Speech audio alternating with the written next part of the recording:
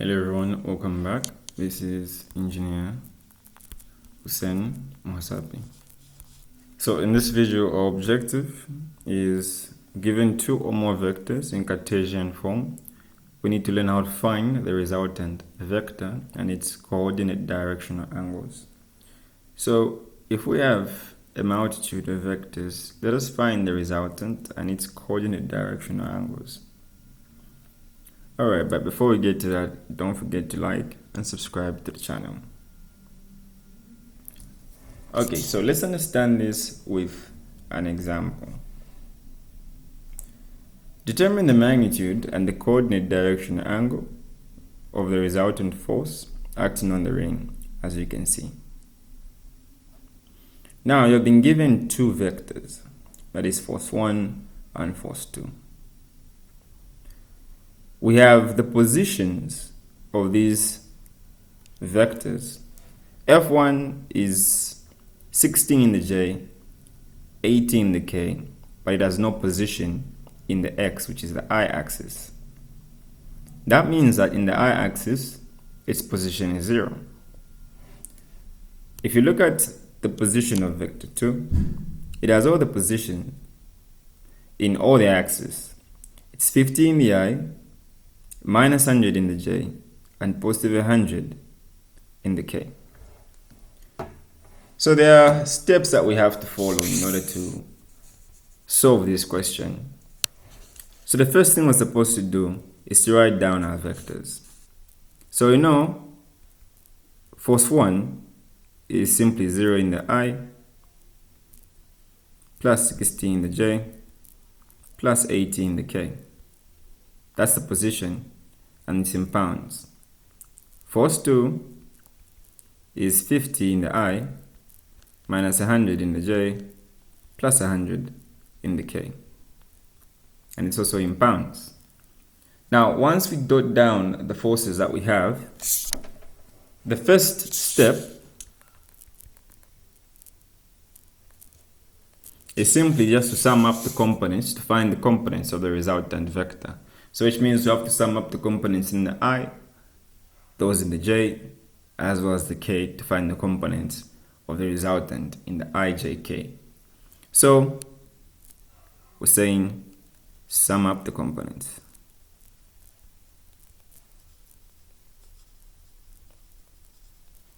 So to find the sum of the components in the I we have 0 and 50.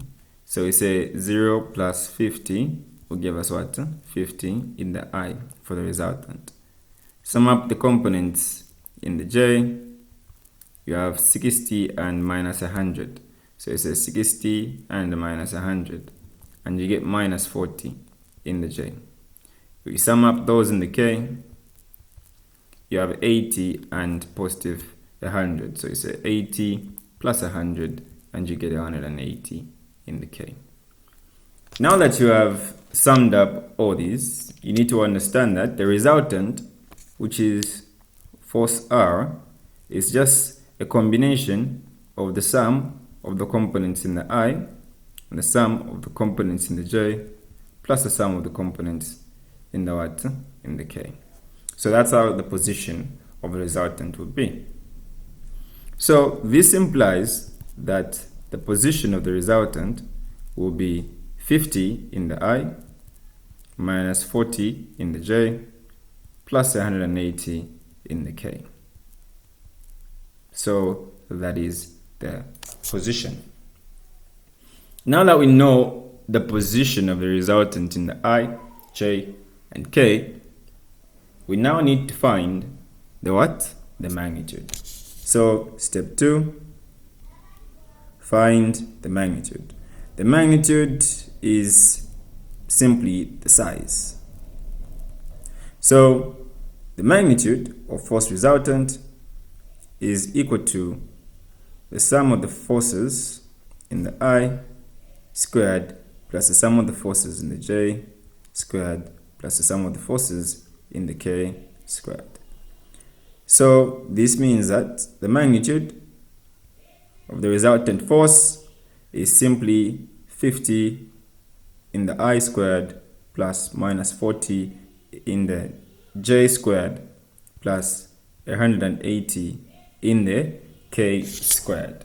Now if you compute this on your calculator, you will find that the resultant will come out to be 191.049717. I mostly love to round off my values to 2 decimal places, so this will be 191.0 because of this 9 to be 5. And remember that these positions were in pounds, so this will also be in pounds. So that is my magnitude. Now that I know the magnitude and the position, I can easily find the coordinate directional angles.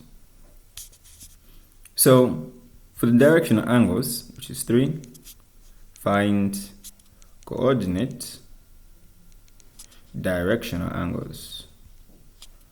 So direction angles. So where is this position directed at a particular axis of this image? That's what we're trying to look for now. So we know that cos alpha is equal to f in the I component over the what? The magnitude of that particular force. This implies that alpha is equal to the cos inverse of the I component of the resultant, which is here, is 50. So it's a 50 divided by the magnitude, which is 191.05. This in turn will give us 78.82835367 degrees. All right, let me erase the top part so that we can have enough space. Increase the capacity.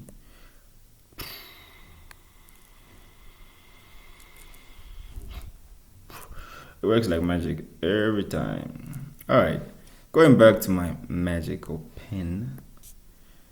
Remember, our focus is that. So now this means that alpha is simply equal to, if I round that off to 2 decimal places, I have 72, it's 78, is it? I have 78. But if I punch, sorry about that, I think I punched wrongly. 50 divided by that cos inverse, that should give us 74.82835367. My calculator was a bit absurd. So this means that alpha will be 78 point, sorry, not 70, why am I talking about 78? You know what? 74.83 degrees. That is our alpha. Yeah. All right, moving on to beta. So beta, so because beta is equal to the component in the j over its magnitude. So that would be like beta is equal to the cos inverse of the j component, which is fj, like that, over the magnitude, which is that. So beta is equal to the cos inverse of the j component is minus 40 over 191.05. So beta is equal to, if I punch that, I get 102.085397. Rounding off to 2 decimal places, you get beta to be equal to 102.09 now degrees. So that's our angle there. Then moving on to gamma. Gamma should be cos gamma. Cos gamma is equal to the component in the k over the magnitude. So gamma is equal to cos inverse of fk over magnitude of f. So gamma is equal to cos inverse of the k component is 180 over 191.05, like that. So gamma is equal to 19.5821814. Therefore, gamma is equal to 19.58 degrees. Alright, that's that. So we have found our coordinate directional angles, the magnitude given two vectors. Now, even if we had three, we would have done the same thing, would have summed up all the I components, all the J components, and the K components to find the components of the resultant. Regardless of the number of forces or vectors given in Cartesian form, all you have to do is to sum them up. At times, they wouldn't give you in Cartesian form, they'll give you in a form where you have to now convert it in Cartesian form. So in that case, where you have to convert the given vectors to Cartesian form, always convert them, follow the same procedure, sum them up, find the magnitude, then find the coordinate directional angles, same way I've been finding them. Alright, thanks for watching. If you have queries concerning this video, you can always reach me on WhatsApp on the line 077 149 5252. Alright, slow progress is better than no progress. Remember to strategize before becoming statistic. Let's try to push for that. Plus,